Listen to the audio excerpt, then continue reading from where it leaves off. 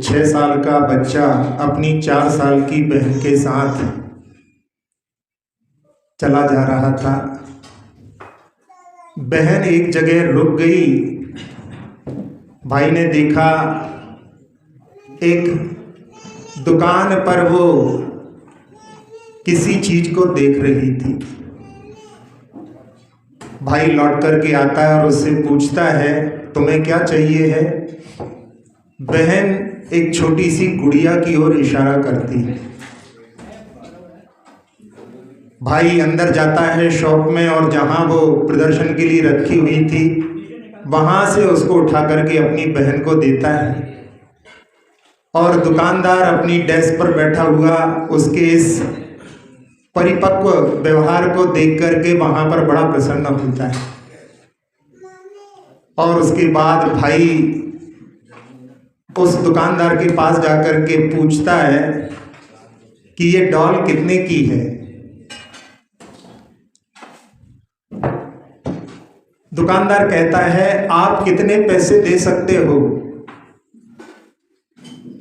तो वो 6 साल का बच्चा अपनी जेब में जहां समुद्र तट से कोड़ियां बीन करके लाया है, सीप बीन करके लाया है, वो वहां पर अपनी जेब से बहुत सारी कोड़ियां निकाल करके उसके डेस्क पर रख देता है। दुकानदार उसके इस व्यवहार को देख करके और उन कोड़ियों को गिनने लगता है। गिनते गिनते उसकी ओर देखता है तो वो बच्चा पूछता है, क्या कम है? दुकानदार कहता, नहीं बहुत ज्यादा है। और उसमें से 4 कोड़ियों को अपने पास रख करके बाकी सब बच्चे को वापस कर देता है।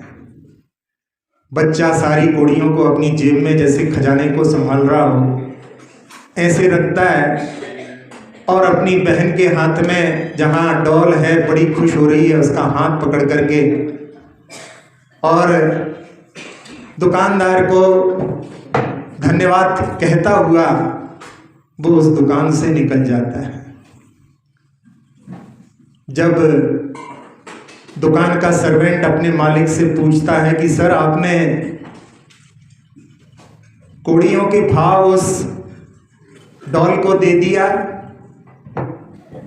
दुकानदार कहता है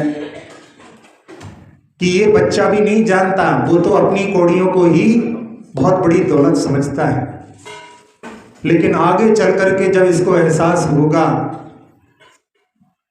कि हमारे साथ किसी ने कोड़ियों के भाव जो है पैसों की चीज दे दी थी, तो वो अपने जीवन में भी कभी जब उसके पास धन होगा तो वो दूसरों के उपयोग करने में अवश्य ही जो है तत्पर होगा।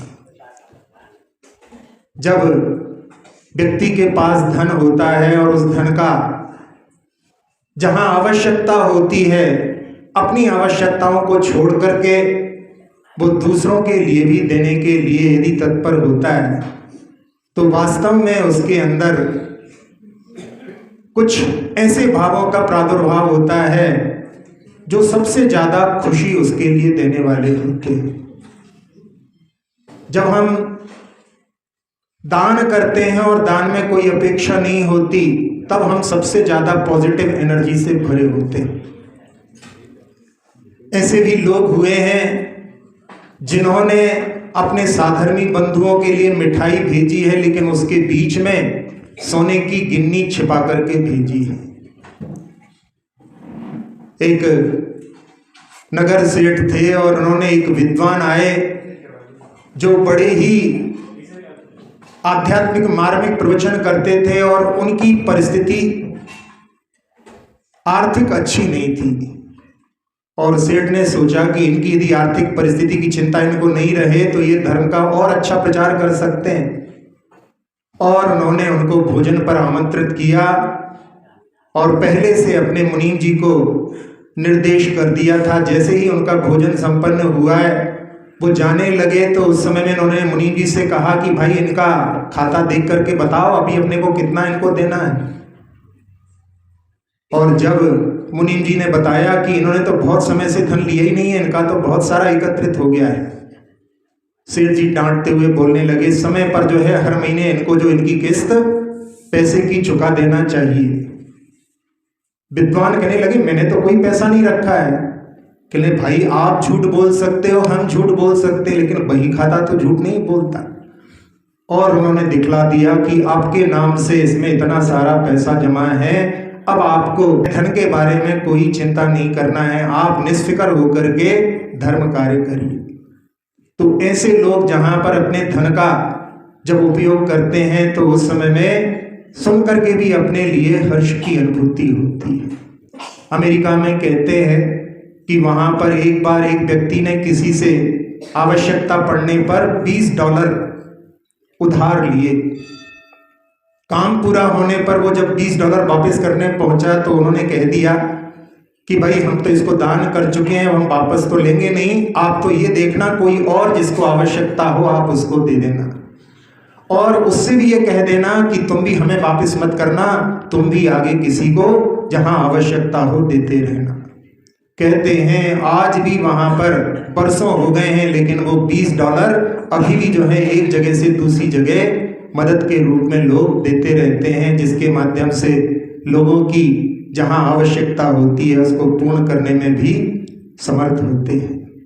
आपके यहाँ ही जहाँ पाटनी जी के बारे में सुना था कि उन्होंने 100 परिवारों को चयन करके और उनके लिए 1-1 लाख रुपए, जहाँ 1 करोड़ रुपए कहीं बोली में बोलने में उतना जो है लाभ नहीं होता, जहाँ पर 100 घरों में यदि वो 1-1 लाख पहुंचे तो कितना जीवन में जहाँ जिनके लिए आवश्यकता है वो परिवर्तन करने वाला हो सकता है।